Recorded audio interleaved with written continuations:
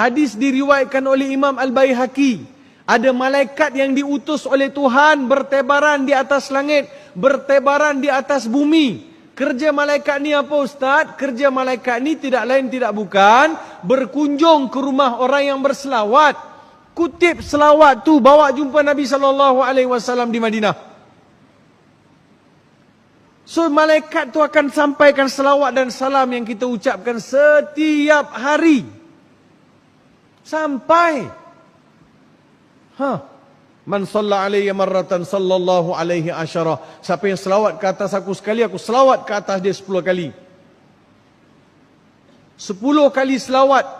Allah, man shalla alayya marratan sallallahu alaihi asyara. Siapa-siapa yang selawat ke atas aku, kata Nabi Muhammad sallallahu alaihi wasallam, Allah akan berselawat ke atas dia 10 kali. Selawat Allah ke atas manusia, apa makna dia?